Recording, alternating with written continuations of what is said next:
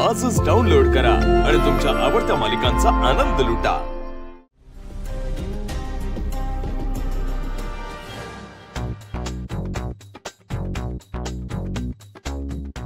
बबलू वाह, हे पोरींना चांगलं जमतं। काय सेल्फी तर काढत होते तुम्ही, मुलं नाही काढत का? काढतो ना, पण अशा टेक्निक नाही। यात कसली आली टेक्निक? असं कसं? प्रत्येक गोष्टीला एक टेक्निक असतेच, तीच टेक्निक मला पाहिजे। Tips tips. आता आलास ना मुद्द्यावर, काय टिप्स हव्यात तुला? बोल। ते किरणला प्रपोज करायचे, त्यासाठी योग्य वेळ कोणती ना ते ओळखायचे। अरे पण तुला जी वाटेल तीच योग्य वेळ असते बबलू। असं कसं? तर माझ्याबद्दल तिच्या मनात कोणती भावना हे कसं ओळखायचं? आता ती मला मित्र मानते आणि मी काय करतोय तर प्रेमाची कविता ऐकवतोय। नाही नाही नाही, नको नको, कविता तर ऐकवत नकोच, कारण ते खूप ओल्ड फॅशन आहे, उलट पळून जाईल ती। हा, नाही नाही नाही, पळून जाणार असेल तर अजिबात ऐकवणार नाही। तेच सांगतोय, दुसरं काहीतरी सांग ना, म्हणजे कसं प्रपोज केल्यावर ना माझ्या आयुष्यात आशेचा किरण उगवेल।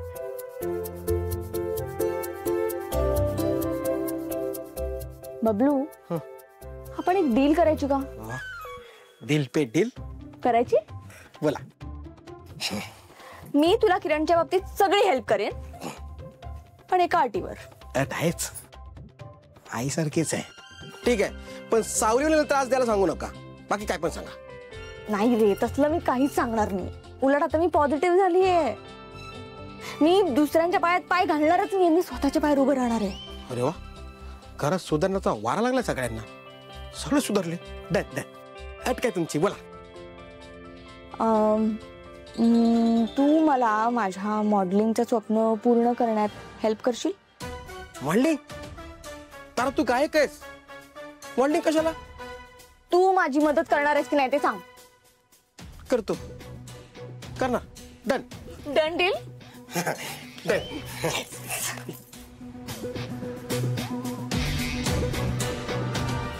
शिर्के, आता जे पाठवले डिटेल ते चेक करून घ्या, त्याच्यात पॅनिक होण्यासारखं काय आहे? हा मग ठीक आहे। तू इथे सतत राबतोय, इतकी मेहनत करतोय कंपनीसाठी आणि क्रेडिट दुसरं कोणीतरी घेऊन जातं, तुला त्याचं काहीच वाटत नाही? आता काय झालंय? घ्या, आता तुला माहितीच नाहीये काय झालंय। वा वा वा वा ऐश्वर्या, जे काय आहे ते स्पष्ट बोल। स्पष्ट बोलते तुला, तुझा धाकटा भाऊ आणि तुझी मॉम ते हर्बल प्रोडक्टच्या रिसर्च साठी गेलेत, पण तुला नाही घेऊन गेले आणि सांगितलंही नाही। वाव, तिथे तिघांचं काय काम आहे? आणि तसंही जाताना मला सांगून गेले ते, आणि सगळे तिकडे गेले, तर मग इथे कोण आहे काळजी घ्यायला? तू आहेस ना जुना बिझनेस सांभाळायला, उरलेला ते नवीन नवीन आयडियाज एक्सप्लोर करतायत। You carry on, very good. Aishwarya, problem काय आहे नक्की? तुला कशातच प्रॉब्लेम नसतो का नील?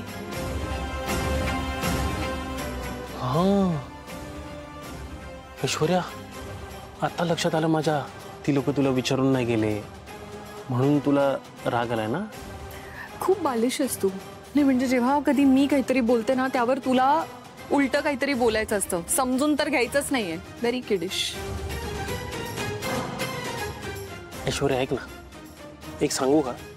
तू आता हळूहळू एकटी पडायला लागलीस, यावर सोल्युशन आहे माझ्याकडे, देऊ का? नको, राहू दे। तरी ऐक, जर घरातले म्हणतायत तसं खरंच राजकुमार दादा सुधरत असेल तर त्यातून तूही काही धडे घे आणि सुधार। राजकुमार सुधारतोय की नाही हे तर काळच सांगेल, पण तू कधी सुधारणार आहेस?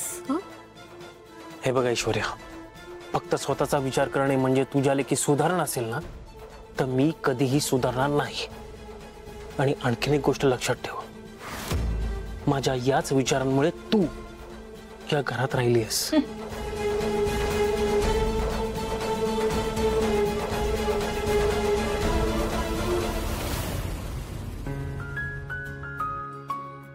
सारंग सर, थांबा। हा घ्या डब्बा, आणि ही कोथिंबीर वडी कशी झाली आहे ते सांगा मला। तू बनवलीस ना? मग कमालच झाली असेल सावली। ओ नाही, तसं नाही, माझा उपवास आहे म्हणून मी खाऊन नाही बघितले अजून। कशाला उपवास वगैरे करतेस? तब्येतीला जप जरा। माझ्या तब्येतीला काय होणार आहे? आणि आज कार्तिकी एकादशी आहे, आज मी अन्नदान करायचं ठरवलंय। अन्नदान हम्म. चांगलंय. कुठे जाणार आहेस? एक वृद्धाश्रम आहे, तिथे जाणार आहे आणि त्यासाठीच मी प्रसाद सुद्धा बनवणार आहे. मी पण आलो असतो, पण मीटिंग आहे, जावं लागेल मला. काही हरकत नाही. मी केलं काय तुम्ही केलं काय एकच आहे ना. तुम्ही तुमच्या कामात लक्ष द्या. मी विठुरायाकडे प्रार्थना करेन तुमच्या कामात तुम्हाला यश मिळते. थँक्यू बालिके. हर्बल प्रॉडक्टचा गड जिंकून येतो मी. हो, बाय. बाय.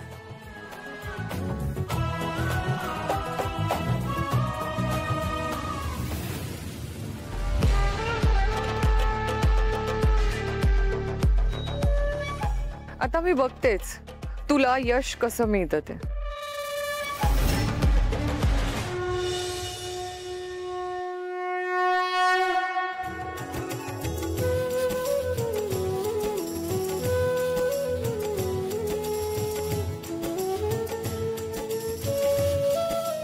कधी कधी वाटतं आयुष्य एका रंगीबेरंगी कापडासारखं आहे. वेगवेगळ्या धाग्यांनी वेगवेगळ्या रंगांनी विणलेलं कापड.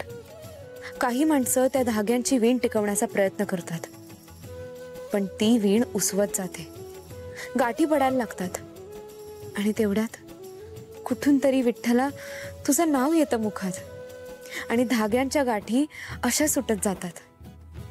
रंग पुन्हा बहरू लागतात. तू आहेस तर हे आयुष्य आहे विठ्ठला.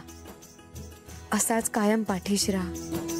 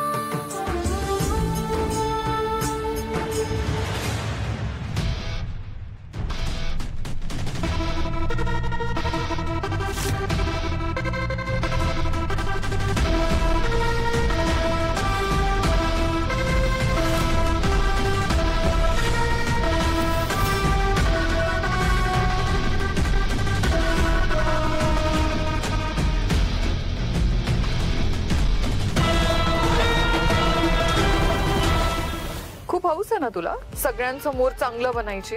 अन्नदान करणार आहेस तू.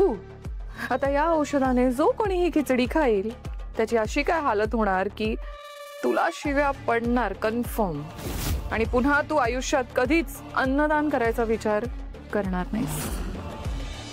नंतर एक पोरगी आली एकदम धीट, आणि ती व्यक्ती म्हणजे अहिल्या वेस्कर.